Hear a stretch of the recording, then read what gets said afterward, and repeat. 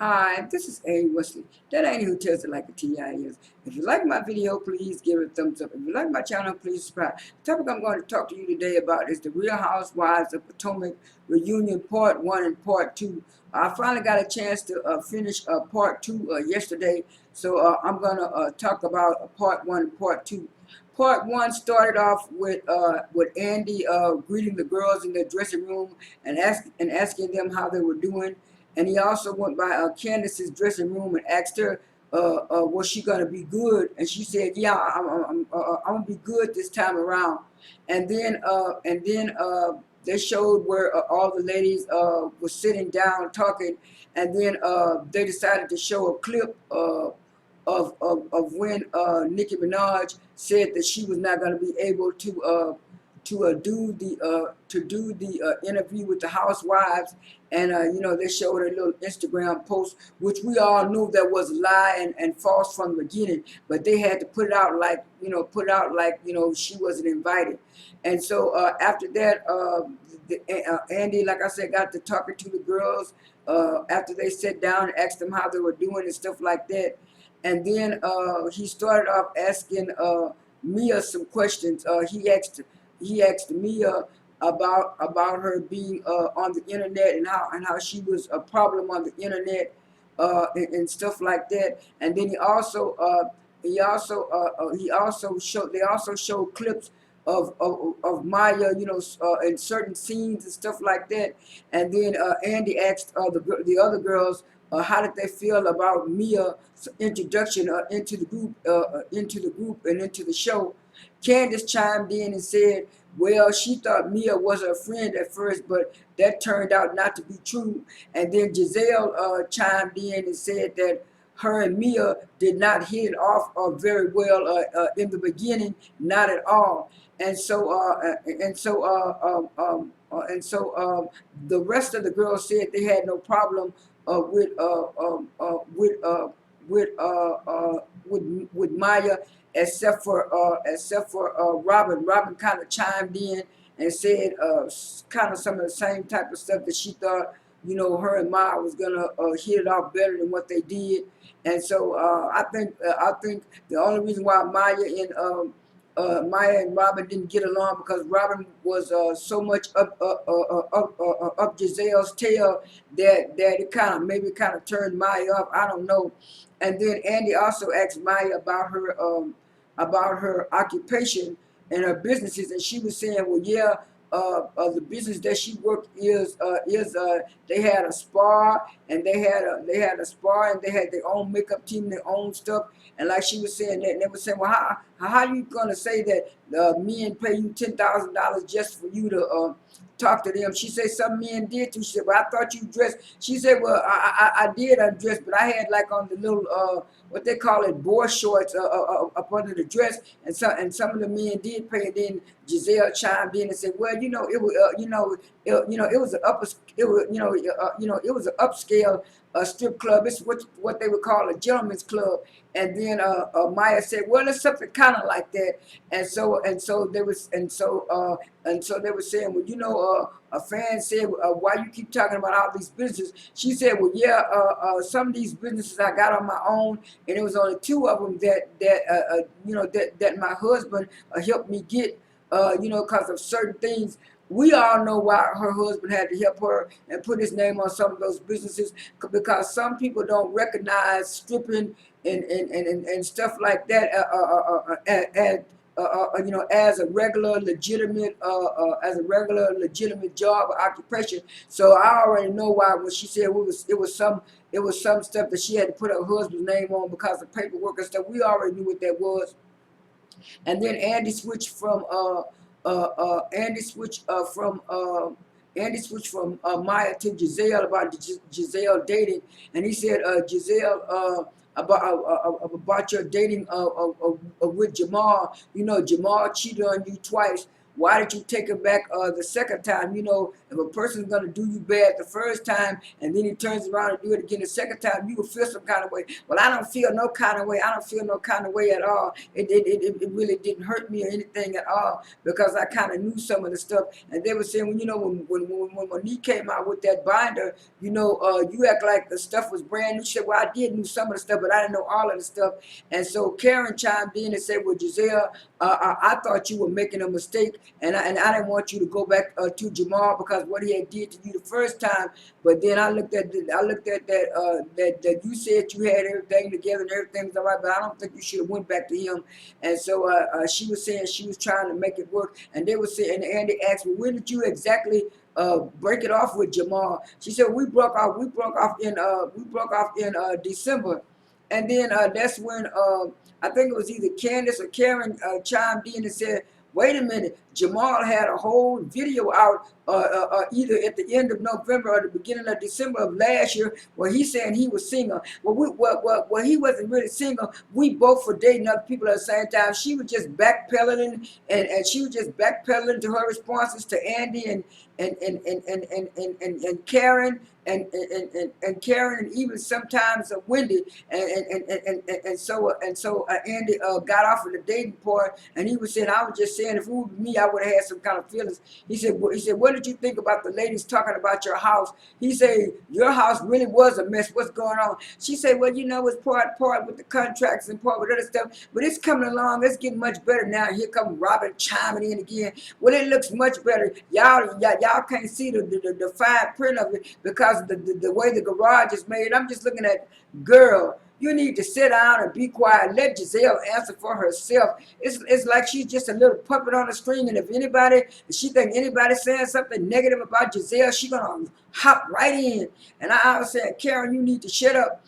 And then so Andy said, well, your house was a mess. She said, well, it's getting better. He said, well, what about your daughter's driving skills? Who drives that bad? She said, well, Jamal drives bad like that. She was saying, it did take my daughter 5 or 6 times, but she knows how to drive now. And they were saying, well, yeah, a lot of people are kind of scared, of your daughter's driving skills. She said, but she's doing better. She got her driver's license and stuff. And then after that, they brought on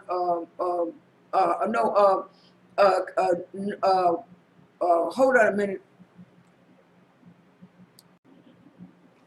I'm back now. I didn't want to cough through my video, but anyway, after that, Gizelle chimed in, and I mean, Karen chimed in and told Gizelle, even though her and Jamal isn't married now, his tax problems has nothing to do with her, and Karen said, oh no, at the time that he started, at the time those tax problems originally started, you and him were married. I think she said it was like 2008, 2009. And she said, the IRS could still come out. She said, no, they can't. They had nothing to do with it. And so Andy chimed in and said, oh, yes, they can. And Gizelle got real quiet and stuff. And then it was like after that, Andy decided to introduce a scholar, and a scholar came in, and she sat down and she welcomed the ladies and stuff. And so they asked a scholar, what did she think about Gizelle's fashion, because Gizelle's fashion has been a topic of the show. And she said, well, because he said everybody was talking about her fashion was a topic of the show too. And she said, well, I would like to style Gizelle if she would let me. Gizelle said, my style, I got my own stylist, somebody who styles me, and they styles me real good, and I've been with that person for a while, so I really don't need a stylist. And then they got to asking a scholar about the situation between her and Maya over Twitter, and she was saying that Maya keeps claiming that it was her social media manager that put those things up, but she was saying didn't nobody know she lived in a townhouse except for Maya, because it was broadcast on the show. It was talked about on the show, and she was saying when she talked about her townhouse, that's when she went back at her. But she said she normally don't go back with people. And Andy say, well, you're a disaster on social media, Maya, and I've been hearing things about you. He said, but because you're new to the show, I'm going to give you a pass. He said, well, you're going to clean that up, right? She said, yeah, I'm going to clean that up. I am going to admit that I did say some of the stuff I did say some of the stuff, and then I think Candice chimed in and said, "Why are you reading? Why are you reading the tweets that she printed out? You know you did that." And so it was like Candice and Maya kind of went on for a little while, and then Andy got to talking about Gizelle and Gizelle and Karen's relationship on the show over the years and stuff, and he was saying, well, y'all have been having this little stuff, and then Gizelle said, well, when they had the housewarming or whatever part that they had to broadcast her podcast, she said she felt warm in her heart because Karen came in and hugged her daughters and stuff, and Karen would say, well, I'm a mother first. She said, even though me and Gizelle sometimes have our differences, I'm not going to take it out on the kids. I like Gizelle kids and stuff like that, and Gizelle said she was happy about that, and then Andy asked them to hug it out, and they hugged it out at that end of the show. I'm going to pause this video, and I'll come back with part two. I'm back. Part two of the Real Housewives of Potomac reunion kicked off with Candice, with Andy asking Candice about the situation with Maya and her mother, and did she know what Maya's mother had went through? And Candice says that if she knew that Maya's mother had went through some kind of trauma, she would have said so. Maya said it didn't have to do nothing with my mother going through trauma. It was what you said and what you did. And Candice chimed in and said, Maya, you brought your mother on the show for a storyline, and don't blame me, because me and you got into it.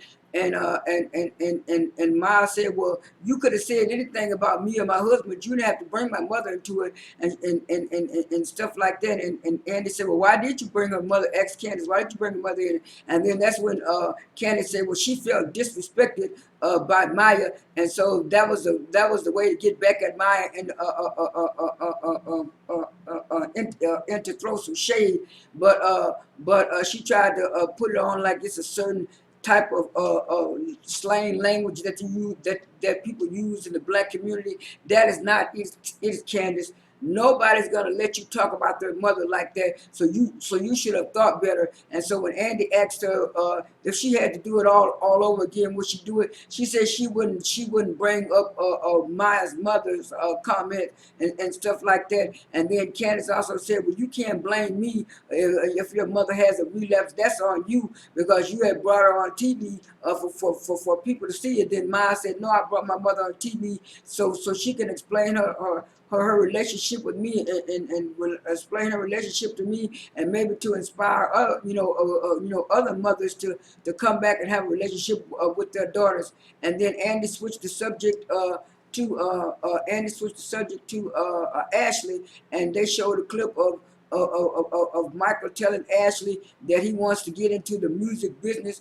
I mean, not music business, movie business. And she said, why was he talking about the movie business and trying to make more money when she was struggling through postpartum with two babies? She was saying it wasn't as bad with the second baby as it was the first baby, Dean. And then they showed pictures of little Dean, and Dean is looking more and more like Ashley.